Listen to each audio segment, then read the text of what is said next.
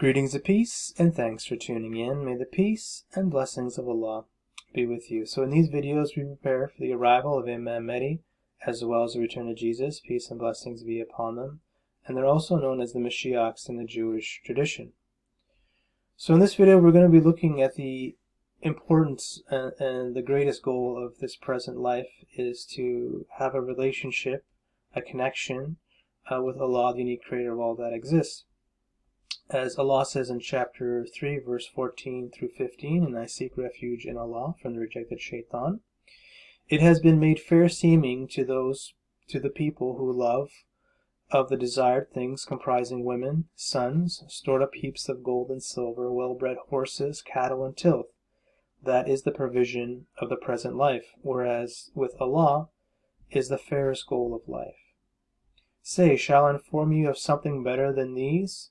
There are with their Lord gardens with running streams for those who become secure against evil.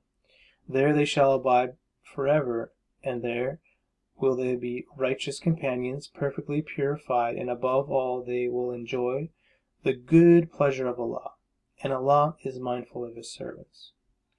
So, if we were too focused on the material things of this world, acquiring land, more wives, more money, more material goods. This sort of takes us away from our connection with Allah, the unique creator of all that exists. And we train this in the month of Ramadan, that we fast from the things of this world. And this develops a deeper connection with Allah, a greater relationship that we need to rely on Allah because we're not eating as much. And we see this happening in Palestine as well, as the believers there are being persecuted, in Palestine and particularly in Gaza. All their material things are being stripped away from them, and this is developing their relationship with Allah. And if you develop a relationship with Allah in this world, then it will be magnified to the nth degree in the hereafter, your relationship with Allah. So if we can develop a relationship and a connection with Allah in this world, it'll be even greater in the hereafter. And there's no comparison to the pleasure that we will experience in the hereafter compared to this present life, where it's just, a fleeting enjoyment. So Allah also mentions us for not to fear the shaitan nor his friends, but rather that if we are true believers, that we should fear Allah, as Allah says in chapter 3, verse 175. Now you have come to know that it is the shaitan, in fact, who merely threatens through his friends. So do not fear them, but rather fear me if you are true believers. So the shaitan has all sorts of tactics and uses his lackeys, his friends, in this world to threaten the believers, to try to cause all sorts of disharmony, oppression, lies, and deceit, to create fear in the believers. But if we are true believers, we shall only fear Allah, the creator of all that exists, who has power over all things. And I came across this video the other day where this French Imam was expelled out of France for publicly speaking about Imam Mahdi and the importance of unity, and how the unity, transcends, flags and nations, as Allah transcends this entire reality. Allah transcends, nations, colors, races, creeds, traditions. Allah transcends all these aspects of this present world. That Allah, we can't even comprehend the total greatness of Allah, the unique creator of all that exists. So when we tap into Allah, when we tap in to the oneness of Allah, we can also tap into one another, as we are all one within Allah, and this will generate unity and help us, transcend the ego's limited beliefs of this world, believing that we're a particular body, that we're a particular race, a particular nation, where we have certain beliefs, limiting beliefs, and by tapping into the oneness of Allah, we can transcend these lower level ego beliefs and become something even greater. So it's very important for us to not fear the disbeliever, not fear the disbelievers, not fear the shaitan and his friends, and all the heinous things that they do, deceptions, lies, murder of civilians, and all that into the mix. So we do not fear them. We only fear Allah, the unique creator of all that exists, who has power over all things. So Allah has created the heavens and the earth to establish truth, as Allah says in chapter 44, verse 38 through 39. And we did not create the heavens and the earth and all that is between them just because we were doers of some purposeless work. That we created them was only for the eternal purpose to establish the truth, yet most of them do not know this. It also, Allah mentions in other verses that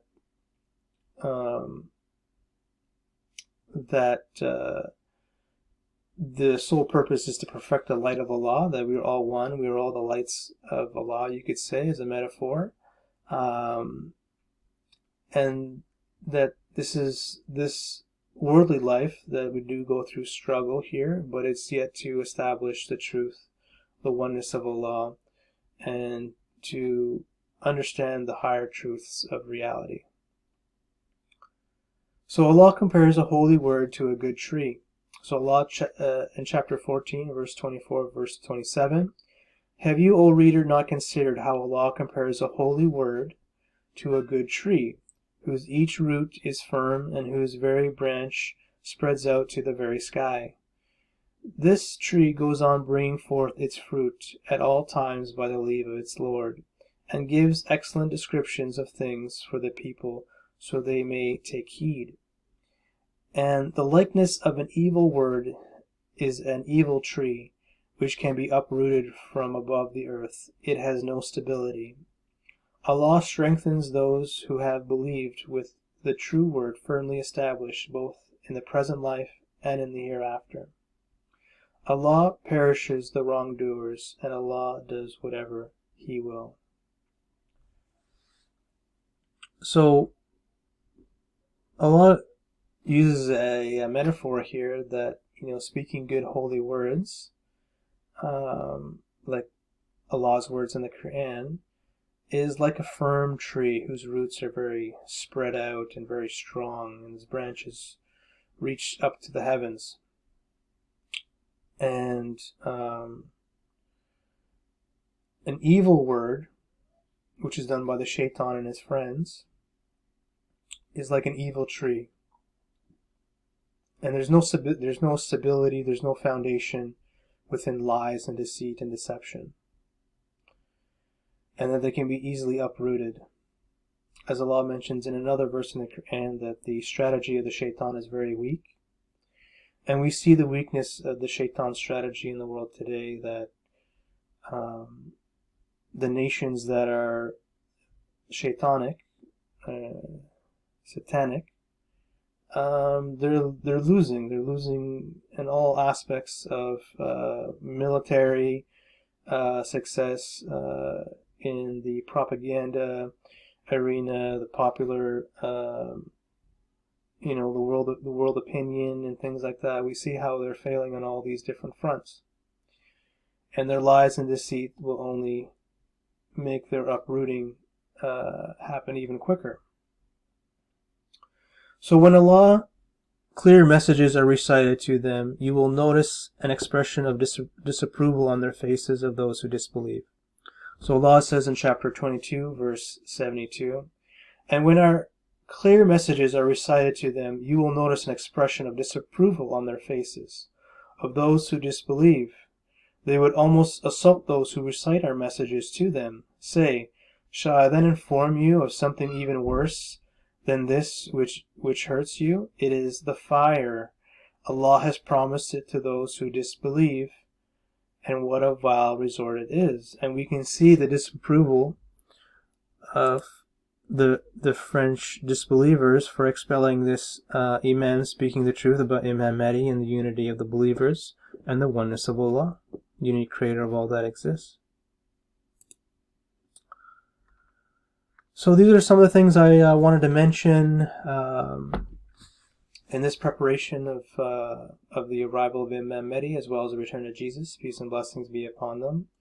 There's a lot of evidence that Imam Mahdi could be alive and well on the earth today, as we see a revival of the Ummah, the unity of the Ummah increasing, the strategic military victories of the believers over the shaitanic forces, of the Roman, the modern day Roman Empire, and the misguided Jews, that they are failing on all fronts, and they will continue to fail and not succeed if they continue on their path of deceit, lies, deception, murder, and theft. So I hope you enjoyed this video. I hope you take Allah as your shield, and may the peace and blessings of Allah be with you. Take care, peace.